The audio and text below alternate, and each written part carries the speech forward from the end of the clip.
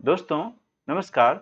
मैं आज की कक्षा में आपका स्वागत करता हूं और हम मणिका संस्कृत कक्षा 9 के लिए दूसरा पाठ पढ़ रहे थे। तो दूसरा पाठ है पाथेयम। इसको हमने इसकी रीडिंग कर ली थी और अब हम इसका अर्थ देखेंगे। आशा करता हूं आप सबने इसको पढ़ने का अभ्यास अवश्य किया होगा और ना किया हो तो एक बार अवश्य करिएगा। बहुत अच्छे श्लोक हैं। एक बार मैं पुनः पढ़ देता हूँ। बहुत ही स्पीड में पढ़ता हूँ। पृथिव्यां त्रीणि रत्नानि जलमन्नं सुभाषितं मूढैः पाषाणखण्डेषु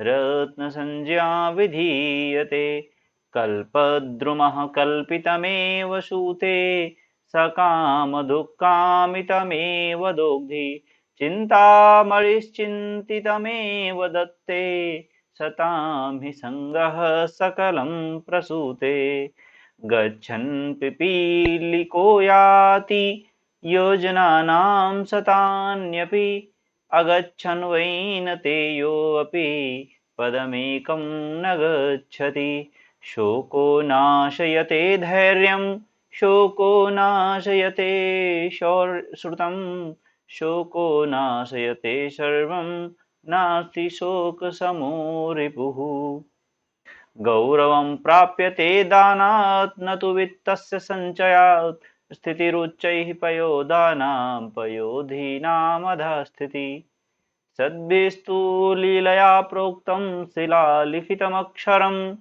असद्भिः शपथेनापि जले लिखितम् अक्षरम् भवन्ति अम्रास्तरवाफलोद्गमैनवाम्बुभिर्भूरिविलम्बिनो घना अनुद्धताः सत्पुरुषाः समृद्धिभिः स्वभाव एवैष परोपकारिणाम् काष्ठादग्निर्जायते मथ्यमानाद् भूमिस्थोऽयं खन्यमाना ददाति सोत्साहानां नास्त्यसाध्यं नराणां मार्गारब्धा सर्वयत्नाः फलन्ति वयमिह परितुष्टा वल्कलैस्त्वं दुकूलैः सम इह परितोषो निर्विशेषो विशेषः स तु भवति दरिद्रो यस्य तृष्णा विशाला मनसि च परितुष्टे को अर्थवान् को दरिद्रः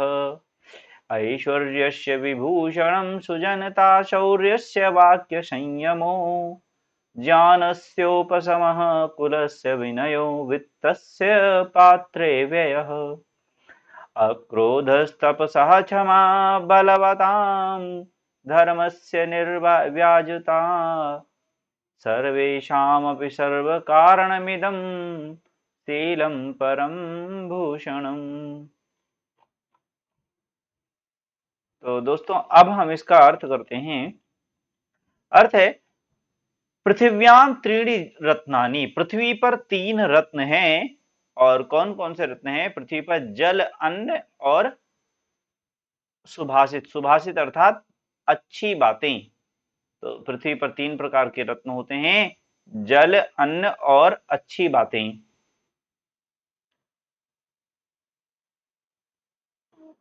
सेकंड। पृथ्वी पर तीन तीन चीजें रत्न है। रत्न कहते हैं बहुमूल्य धातुओं को। ठीक है, बहुमूल्य पत्थरों को रत्न कहा जाता है, जैसे हीरे, रेड डायमंड, ब्लू डायमंड।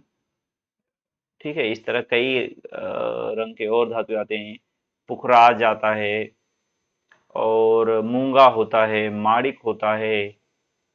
ठीक है, इस तरह के अनेक रत्न होते हैं। लेकिन पत्थर के टुकड़ों को रत्न, यहाँ पर कवि कह रहा है कि ये तो मूर्ख लोग होते हैं जो पत्थर के टुकड़ों को रत्न कहते हैं।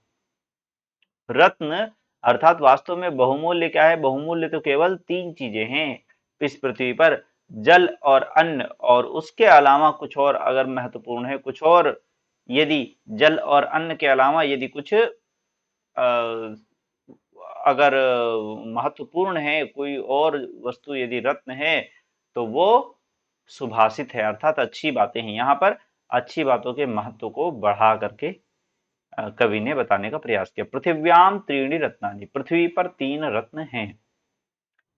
जलम अन्नम सुभाषितम, जल अन्न और सुभाषित, सुभाषित अर्थात अच्छी बातें या अच्छी उक्तियां।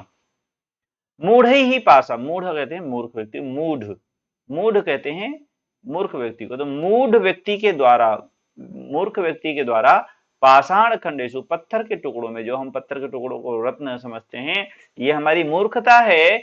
रत्न संज्ञा विधीयते, वो रत्न संज्ञा रत्न नाम समझते हैं। किसका? विधीयते मतलब समझते हैं, संज्ञा मतलब नाम और रत्न मतलब रत्न। तो मूढ़ व्यक्ति पत्थर के टुकड़ों को रत्न का नाम समझते हैं, रत्न का नाम देते हैं, किंतु वास्तव में ये सब रत्न नहीं है। रत्न तो केवल 3 हैं, जल अन्न और सुभाषित। फिर मित्रों ये आप समझ गए होंगे इसका अर्थ, आप लिख भी सकते हैं। और अब हम आते हैं दूसरे श्लोक के अर्थ पर। ये भी बहुत अच्छा श्लोक है, बहुत प्रेरणादायी श्लोक है, ध्यानपूर्वक सुनिएगा। कल्प वृक्ष, एक हमारे पुराणों में कल्पना आती है कल्प वृक्ष की। इसके सामने जो मर्जी, जो भी आप कल्पना करेंगे इसके सामने, जो इसको कल्प इसलिए कहते हैं कि कल्पना, जो भी आप इमेजिन करोगे वो चीजें आपको दे देगा। इससे आप जो भी डिमांड करोगे वो सब कुछ देने में सक्षम होता है, इसलिए इसका नाम कल्प वृक्ष है। तो ध्रुव मतलब होता है पेड़। तो कल्प वृक्ष कल्पितम एवं सूते, सूते मतलब प्रदान करता है, देता है। कल्पितम मतलब होता है जिसकी कल्पना की गई है। तो कल्प वृक्ष केवल कल्पित या कल्पना की गई वस्तुएं ही दे सकता है। कल्पितम एव, जिसकी कल्पना किया है वही दे सकता है। कल्प वृक्ष केवल कल्पित वस्तु को ही प्रदान कर सकता है। फिर इस तरह एक कल्प वृक्ष के की बात बताई है। फिर इसी तरह एक और गाय जो समुद्र मंथन में निकली थी, कामधेनु नाम था, उसके बारे में भी इसी तरह की बात हमारे शास्त्रों में, पुराणों में आई है कि वह कामधेनु, उसके समक्ष भी जिस प्रकार की भी इच्छा प्रकट करो वो सभी प्रकार की इच्छाओं को पूर्ण करने वाली थी, और उसका नाम था कामधेनु। इसीलिए काम मतलब होता है इच्छा, तो जो भी इच्छा आप उसे उसके सामने प्रकट करेंगे वो सब पूर्ण कर सकती थी, इसीलिए उसका नाम कामधेनु था। तो यहाँ पर दूसरा नाम, दूसरी वस्तु आई है कामधेनु। तो शा कामधुक, वही कामधेनु, वही कामधेनु है। कामधेनु जो है वो क्या करती है? कामितम एवं दोग्धी, केवल कामित व्यक्ति, कामित वस्तु को, यानी जिसकी इच्छा करेंगे केवल उसी वस्तु को दुहेगी। दूध निकालना मतलब दूध देना, तो वो केवल कामित वस्तु को ही दे सकती है, प्रदान कर सकती है। दोग्धी अर्थात यहाँ पर देने के अर्थ में आया, वैसे दोग्धी मतलब होता है दोहना, किंतु यहाँ पर इसका अर्थ हम देने के अर्थ में लेंगे। तो कामधेनु केवल वही चीज हमें दुहा सकती है, दुह सकती है, वही चीज हमें दे सकती है जो हम इच्छा करेंगे। फिर इसी तरह बच्चों एक तीसरी चीज भी है जिसके बारे में हमारे शास्त्रों में इसी तरह चर्चा की गई है कि इससे भी हम जो चाहते हैं वो मिल जाती है। उस वस्तु का नाम है चिंतामणि। चिंतामणि एक बहुमूल्य मणि थी जिसके सामने रख के और आप जो भी उसके डिमांड करोगे वो मणि पूरी कर सकती है। तो चिंतामणि, और यहाँ पर चिंतामणि की भी सीमा बताई गई कि चिंतामणि जो है वो क्या करेगा? चिंतितम एव दत्ते, आप सोचिएगा वही आपको दे सकते। चिंतितम अर्थात सोचा हुआ। तो चिंतामणि केवल सोचे हुए वस्तु को ही एव दत्ते ही देता है या दे सकता है, किंतु इन तीनों से भी बढ़ करके, ये तीनों कहीं ना कहीं जो आप चाहोगे, जिसकी आप कल्पना करोगे, जिसके बारे में आप चाहोगे, सोचोगे, ठीक है, जिसकी चिंता करोगे वही चीज आपको मिल सकती है। लेकिन एक और चीज है जो ये आपको बिना मांगे भी मिल सकती है, इससे भी श्रेष्ठ है। वो क्या है? सताम ही संगह, सत कहते हैं सज्जन व्यक्ति को, और सताम मतलब सज्जन व्यक्तियों का संग ही। सताम ही संगह, सज्जन व्यक्तियों का संग क्या है? सज्जन व्यक्तियों का संग सकलम प्रसूते, वह सब कुछ देने वाला होता है। सकल कहते हैं सब कुछ। तो सज्जन व्यक्ति का जो संग, संग मतलब होती है उनकी संगति, वह सब कुछ देने वाली होती है। प्रसूते अर्थात सब कुछ देने वाली होती है, सब चीज का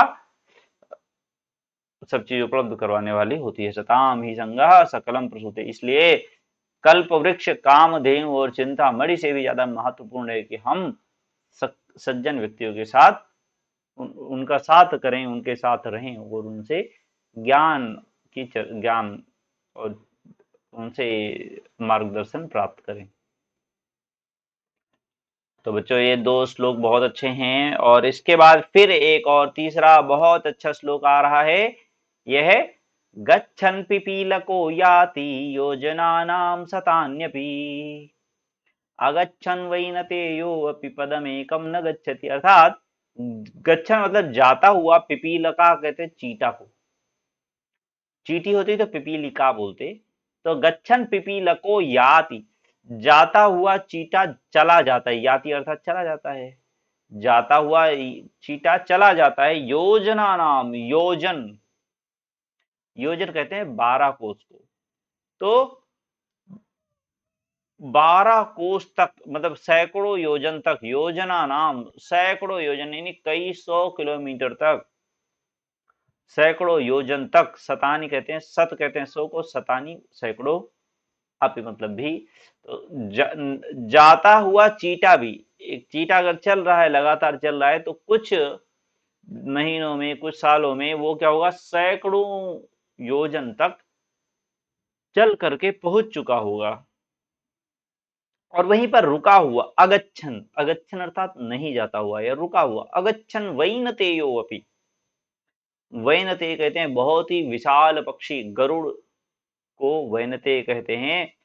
वो क्या करता था, वो इतना विशाल होता था कि एक बार पंख हिलाए तो बहुत सैकड़ों किलोमीटर, कई किलोमीटर तक वो पार कर जाता था। और अगर वो लगातार पंख हिलाए तो सोचे कितना तेज उड़ेगा वो। लेकिन फिर भी अगर वो रुका हुआ है तो क्या कहीं पर वो आगे बढ़ेगा, कहीं पर वो पहुंचेगा? बिल्कुल नहीं पहुंचेगा। वो एक पदम, एक पद भी, एकम पदम अपि न गच्छति, एक कदम भी आगे नहीं बढ़ेगा।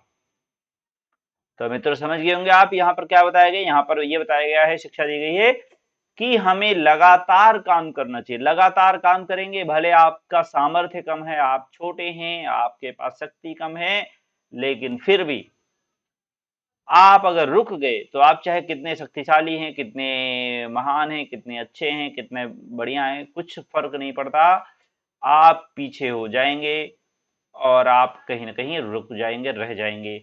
और जो आगे बढ़ता रहेगा वो हमेशा आगे निकलेगा। इसलिए कभी भी निष्क्रिय होकर बैठना नहीं चाहिए, अपने काम को करते रहना चाहिए। बहुत अच्छी प्रेरणा मिली इसको, इस श्लोक से। फिर मित्रों इसी तरह के एक और अच्छे ही, बहुत अच्छे विचारों वाला एक और श्लोक यहाँ पर उपस्थित है। शोको नाशयते धैर्य, यानी शोक धैर्य का नाश कर देता है। धैर्य कहते हैं धीरज, क्या करना है सोचा विचारा जाएगा, उसके बाद किया जाएगा, उसको कहते हैं धैर्य। कुछ बुरा हो गया तो दुखी नहीं होना, कुछ अच्छा हो गया तो बहुत ज्यादा खुश नहीं हो जाना, तो ये धैर्य कहते हैं इसको।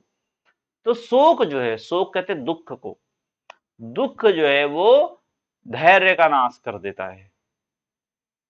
शोको नाशयते श्रुतम, और शोक, श्रुत कहते हैं शास्त्रीय ज्ञान, जो हमने सुना है वो सब ज्ञान को भी नष्ट कर देता है। तो शोक धैर्य को नष्ट कर देता है, शोक ज्ञान को, शास्त्रीय ज्ञान को भी नष्ट कर देता है। नाशयते अर्थात नष्ट करते हैं, शोक अर्थात दुख, दुख धैर्य नष्ट करता है, दुख ज्ञान नष्ट कर देता है। शोको नाशयते सर्वम, और शोक सब कुछ नष्ट कर देता है। नास्ति शोक समो रिपुः, इसलिए शोक के समान रिपुः अर्थात शत्रु कुछ और नहीं है। सबसे बड़ा शत्रु क्या है? शोक। इसलिए कभी भी शोक नहीं करना चाहिए, दुख नहीं करना चाहिए कि ऐसा हुआ मैं क्या करूं, तो नहीं हो सकता कुछ, इस तरह दुख नहीं करना चाहिए। शोको शोक शमो रिपु नास्ति, शोक के समान दूसरा कोई शत्रु नहीं है, सबसे बड़ा शत्रु शोक है। तो बच्चों ये भी एक अच्छी प्रेरणा प्रदान करते हुए इसके बाद एक और श्लोक उपस्थित है। यह है गौरवम प्राप्यते दानात्, दान से गौरव की प्राप्ति। तो गौरव कहते हैं सम्मान, यश, कीर्ति, प्रसिद्धि। कैसे प्राप्त होगी? स्वाभिमान। कैसे प्राप्त होगा? दान से होगा। ना तो वित्तस्य संचयात, धन इकट्ठा करने से न कोई आपका सम्मान करेगा और ना ही आप कोई गौरव को प्राप्त करेंगे, आपको कोई सम्मानित करेगा, अरे भाई इन्होंने बहुत पैसे कमा लिए। वो कब करेगा? दानात, दान करने से उसको गौरव प्राप्त होगा, उसका सम्मान होगा, उसकी ख्याति होगी। वित्त कहते हैं धन को, संचय कहते हैं इकट्ठा करने को, तो धन इकट्ठा करने से उसको प्रसिद्धि या गौरव नहीं मिलेगा। स्थिति रुच्च ही पयोदा नाम, पयोद कहते हैं बादल को, बादल छोटा होता है समुद्र के मुकाबले में, लेकिन फिर भी क्योंकि वो देने वाला है इसलिए उसकी स्थिति ऊपर है। अपयोधी नाम अधः स्थिति, अपयोधी कहते हैं समुद्र को, समुद्र बड़ा है लेकिन फिर भी उसकी स्थिति क्या है? नीचे है। अधः, अधः मतलब होता है नीचे। फिर भी पयोधी, जलधि अर्थात समुद्र की स्थिति क्या है? नीचे स्थिति है, अधः स्थिति, नीचे है उसकी स्थिति, क्योंकि वो दे नहीं रहा है, वो ले रहा है, वो जल ग्रहण कर रहा है। बच्चों इसमें साइंस मत घुसाना, ठीक है? कि बादल तो समुद्र से लेता ही है, ऐसा मत सोचना, ठीक है? कि बादल तो समुद्र से ही लेकर बना है। यहाँ पर आपको जो ज्ञान दिया गया वो प्राप्त करिए कि हमें दूसरों के कल्याण पर खर्च करना चाहिए, तब जाके हमारा गौरव होगा। हम अ, अपने का कल्याण के लिए, अपने स्वार्थ के लिए यदि कुछ करते रह जाएंगे तो उसमें कोई हमारा सम्मान नहीं होगा। अगला है बच्चों, सद्भिस्तु लीलया प्रोक्तम, सद भी फिर सज्जन व्यक्ति को कहा जाता है, सद भी, सद, सद कहा जाता है, और भी मतलब होगा के द्वारा।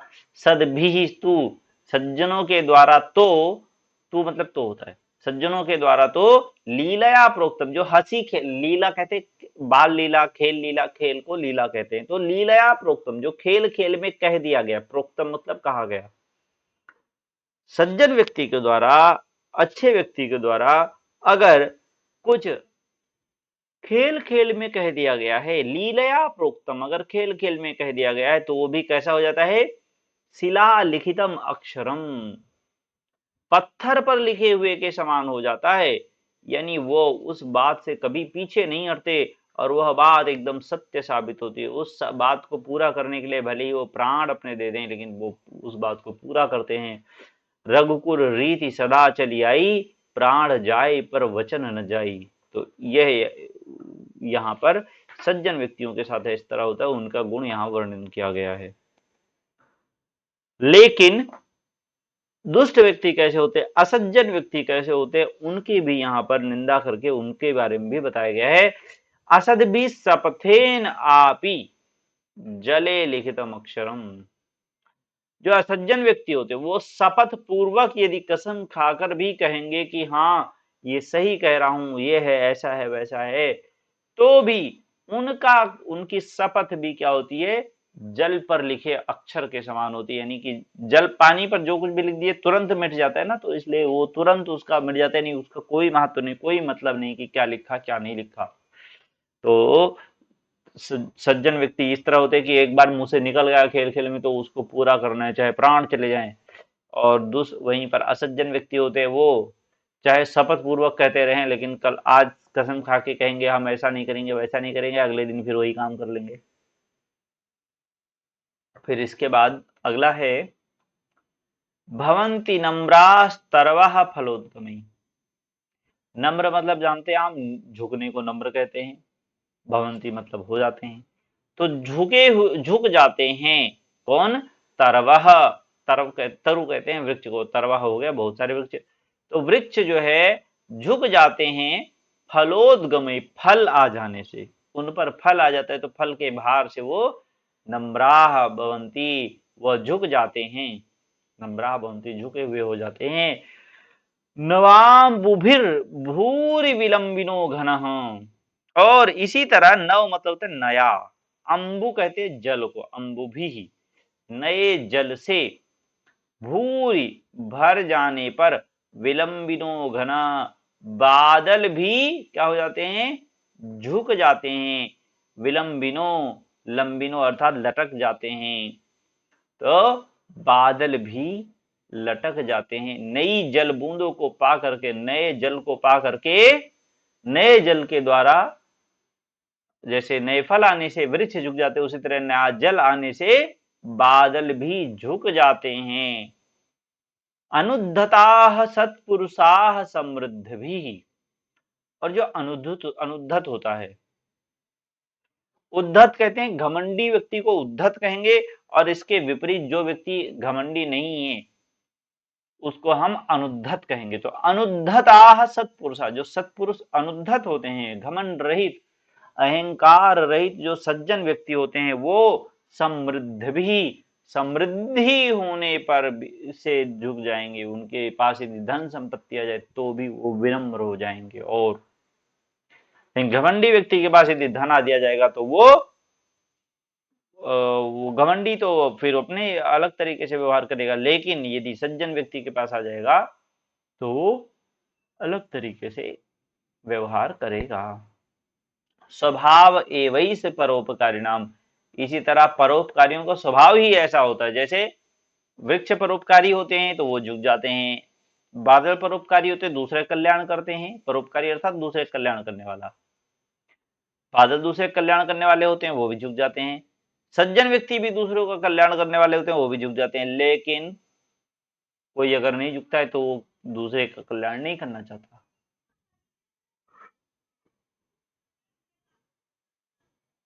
सॉरी बच्चों। फिर इसके बाद है काष्ठाद अग्निर्जायते मध्यमानाद।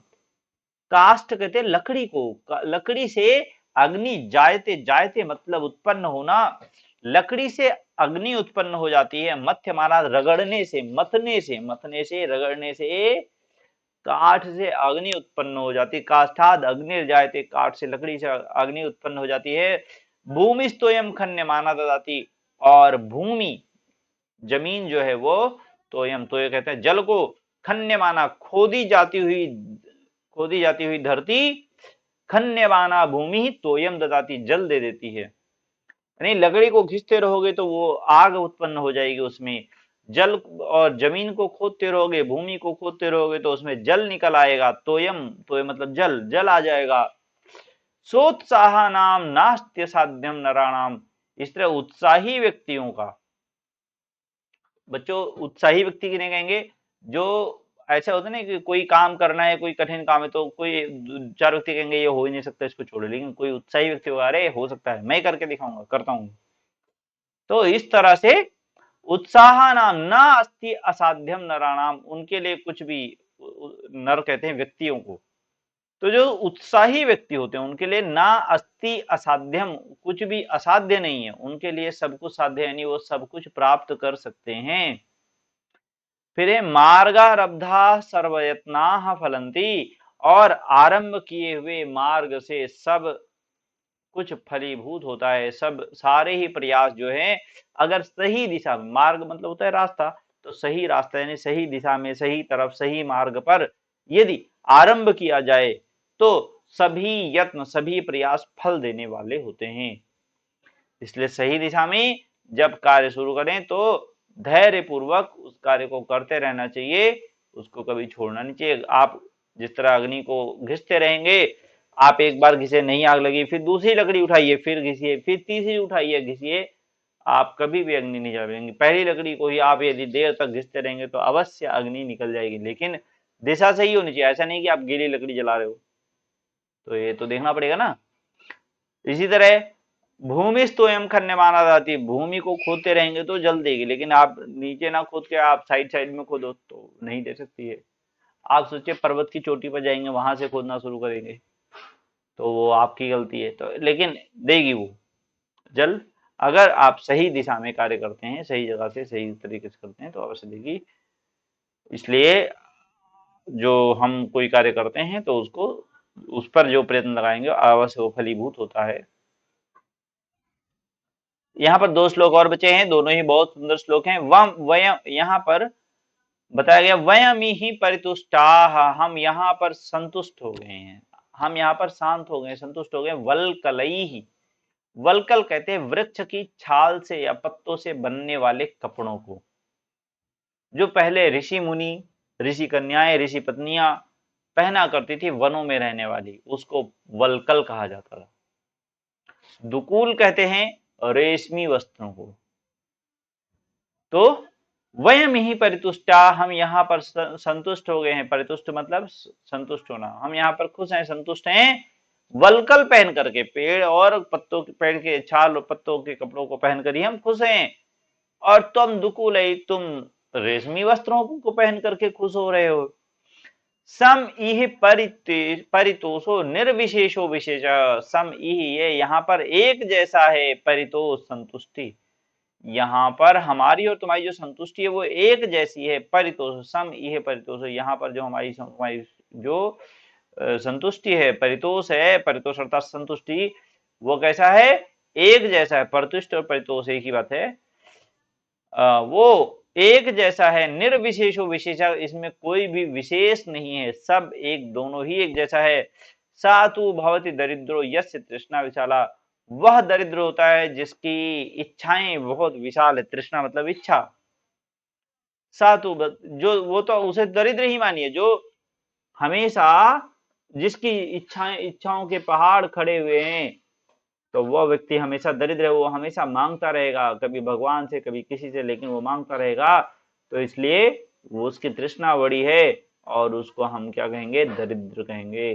सतु भवति दरिद्रो यस्य तु तृष्णा विशाला, मनसि च परितुष्टे को अर्थवान को दरिद्र। एक बार जब मन संतुष्ट हो गया तो फिर क्या राजा और क्या दरिद्र, सब एक बराबर हैं। मनसी परितुष्टे, मन प्रसन्न हो जाने पर, मन संतुष्ट हो जाने पर, को अर्थवान, कौन, धन वाला, अर्थ कहते हैं धन को कहते हैं, ठीक है। अर्थ का एक मतलब होता है मीनिंग, एक अर्थ होता है धन। तो मनसी च परितुष्टे को अर्थवान को दरिद्र, मन अगर खुश हो गया तो कौन अर्थवान, कौन धनवान है और कौन दरिद्र है, कोई अर्थ फर्क नहीं पड़ता है। धनवान अपना काम कर रहा है और दरिद्र व्यक्ति अपना काम कर रहा है। बस मन की संतुष्टि के लिए, अगर मन संतुष्ट है तो सब ठीक है, नहीं संतुष्ट है तो वह व्यक्ति दरिद्र के समान ही है, क्योंकि वो भी मांगने के स्वभाव में ही रहता है। फिर बच्चों इसके बाद अगला श्लोक है, वो भी बहुत ही ज्यादा प्रेरणादायी और अच्छा श्लोक है, उस पर आते हैं। ऐश्वर्यस्य विभूषणम सुजनता शौर्यस्य वाक्य संयमो। ऐश्वर्यस्य विभूषणम सुजनता, सुजनता अर्थात सज्जनों की द्वारा, क्या है, ऐश्वर्य से विभूषण। ऐश्वर्य कहते हैं धन संपत्ति से युक्त चीजों हो, धन संपत्ति शक्ति से युक्त चीजों को ऐश्वर्य कहते हैं। कहते नहीं ऐश कर रहा है, तो ऐश शब्द यहीं से ऐश्वर्य से ही आया है। ऐश्वर्य से विभूषणम सुजनता, ऐश्वर्य यानी संपत्ति, सुख, समृद्धि, इसका आभूषण क्या है, सुजनता, सज्जनता है। यानी कोई व्यक्ति सज्जन है, सभ्य है, ऐसा देखते भी होंगे आप तो हम उसे समझते हैं ये अच्छे घर का व्यक्ति है, बड़ा व्यक्ति है, समझदार व्यक्ति है, धनवान व्यक्ति है, गुणवान व्यक्ति है, ऐसा समझते हैं, ऐश्वर्यशाली व्यक्ति है।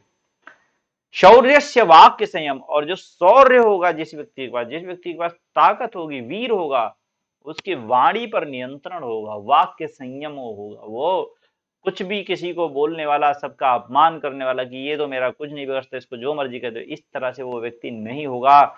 ऐश्वर्य से विभूषण सुजनता, ऐश्वर्य का विभूषण सज्जनता है। शौर्य से वाक संयम, और संयम, शौर्य यानी ताकत का परिचय, ताकत का आभूषण क्या है, वाणी पर संयम। यानी अगर आपके पास शक्ति है तो आप वाणी पर अपने संयम रखिए, आपके पास धन संपत्ति है तो आप सज्जनता दिखाइए।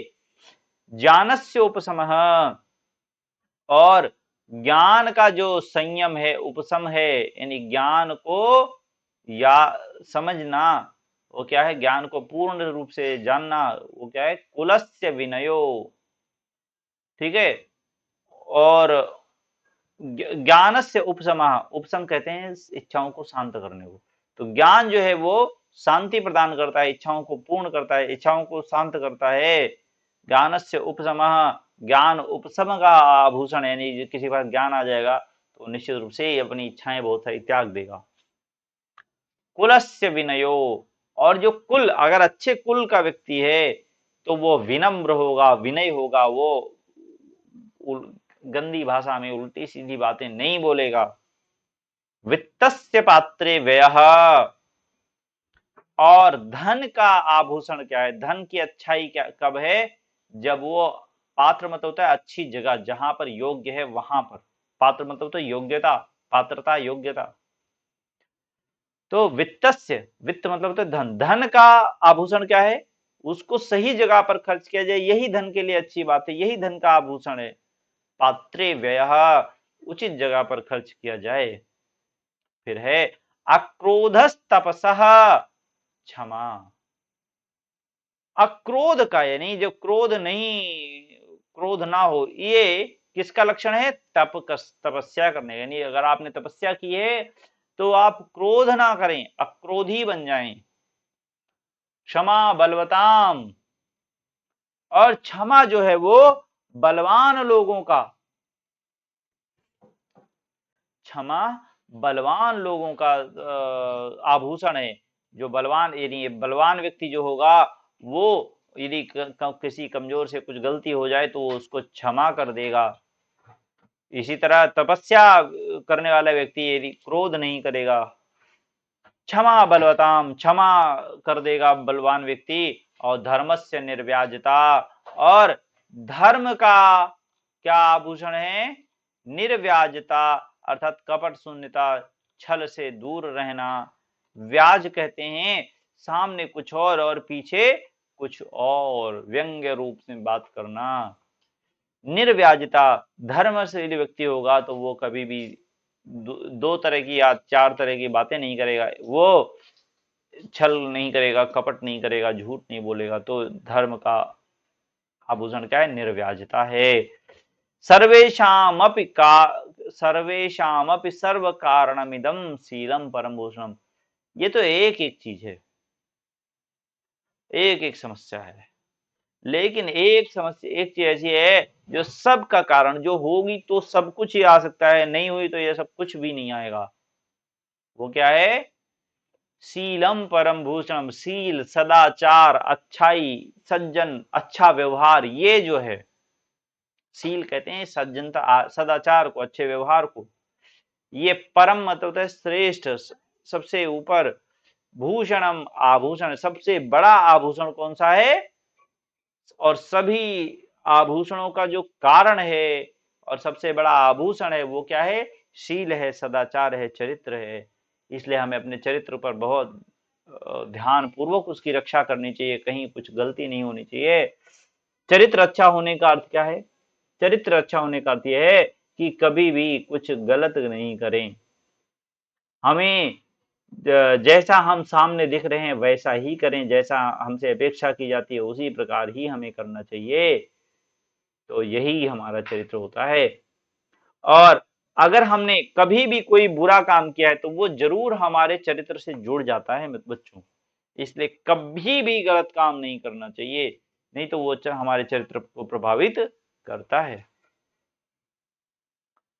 तो सर्वेषाम अपि सर्व कारणमिदं शीलम परम भूषणम, सभी कारणों का सबसे बड़ा कारण क्या है, सबसे बड़ा विषय क्या है, वो है शीलम, सदाचार। तो मित्रों इस पाठ को यहीं पर समाप्त करते हैं, वीडियो लंबी हो रही है और इसका अर्थ आप सबको समझ में आ गया होगा। इसको पढ़ने का अभ्यास भी आप लोग अवश्य करेंगे, ऐसी मुझे पूरी आशा है। तो करिएगा, और आप चैनल को लाइक, सब्सक्राइब एंड शेयर करें, अपने साथी मित्रों में चर्चा करें, जो पढ़ना चाहते हैं उनको भेजें वीडियोस। धन्यवाद, नमस्कार।